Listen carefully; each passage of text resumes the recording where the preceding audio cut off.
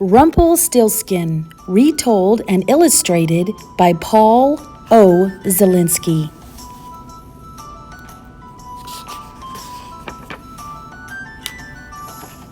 Rumpelstiltskin, from the German of the Brothers Grimm. Once there was a poor miller who had a beautiful daughter. On his way to town one day, the miller encountered the king. Wanting to impress him, the miller said, "I have a daughter who knows the art of spinning straw into gold." Now the king had a passion for gold, and such an art intrigued him. So he ordered the miller to send his daughter to the castle straight away. When the girl was brought before him, the king led her to a room that was filled with straw.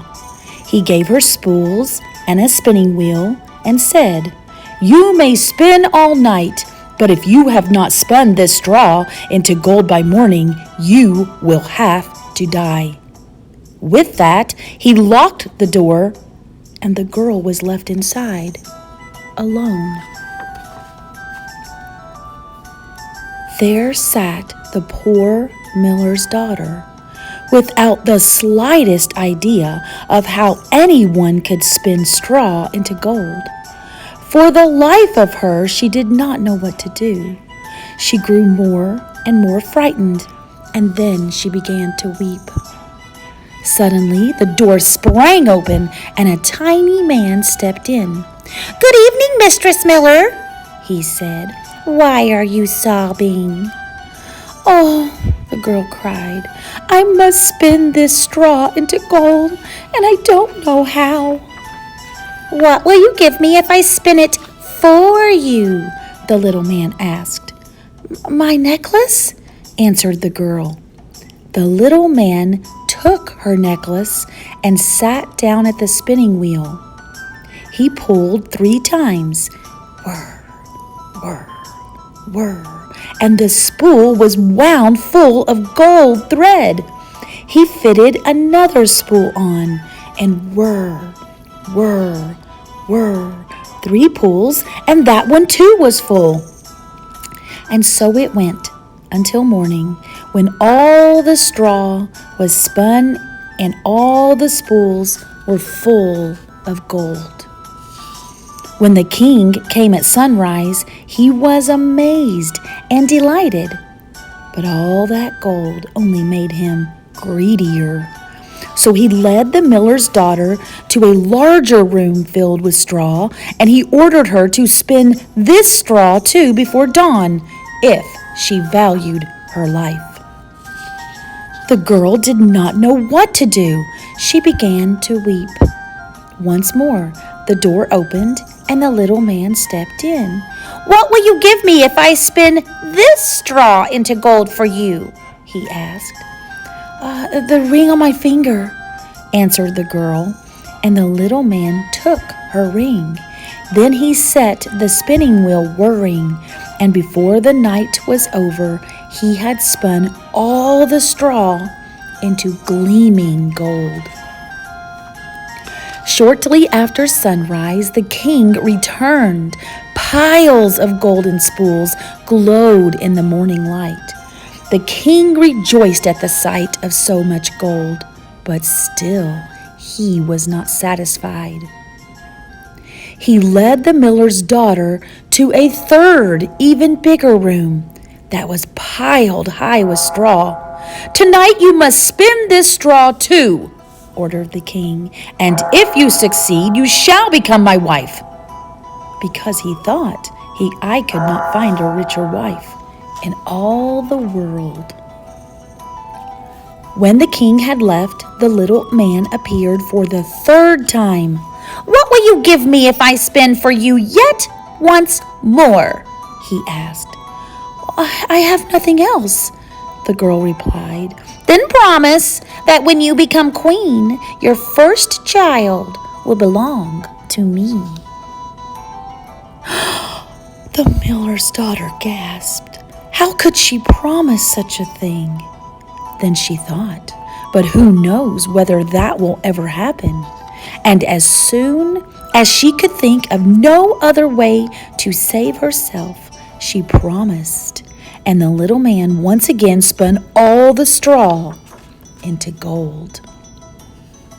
When the king came in the morning and found everything as he had wished, he married the miller's beautiful daughter, and she became queen.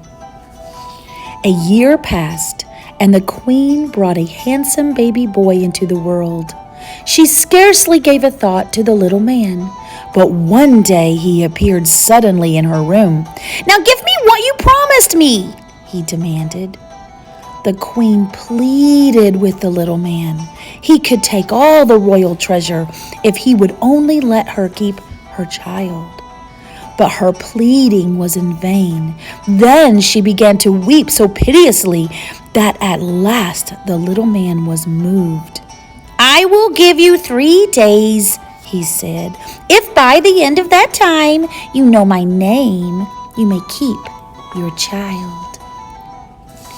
Long into the night the queen sat, and through the next day, thinking over all the names she had ever heard. That evening the little man returned. Beginning with Casper, Melchior, and Balthazar, the queen recited every name she knew, one after another. But to each one the little man replied, "That is not my name."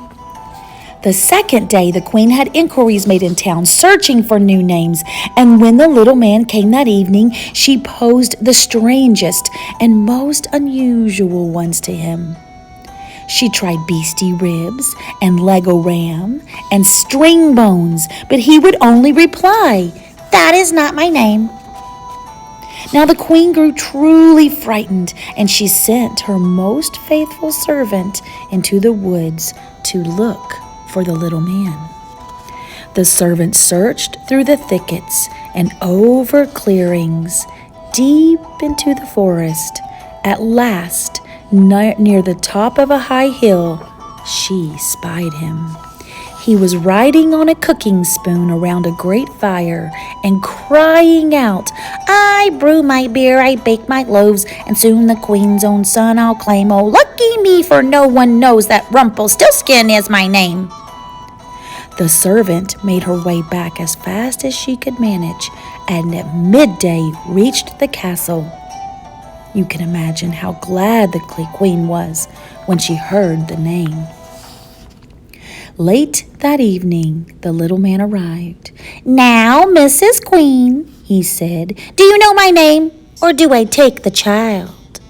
So the queen asked him, "Is your name Will?" "No." "Is your name Phil?" "No." "In that case, is your name Rumpelstiltskin?" "The devil told you that! The devil told you that!" shrieked Rumpelstiltskin. And in a fury, he jumped on his cooking spoon and flew out the window. And he was never heard from again.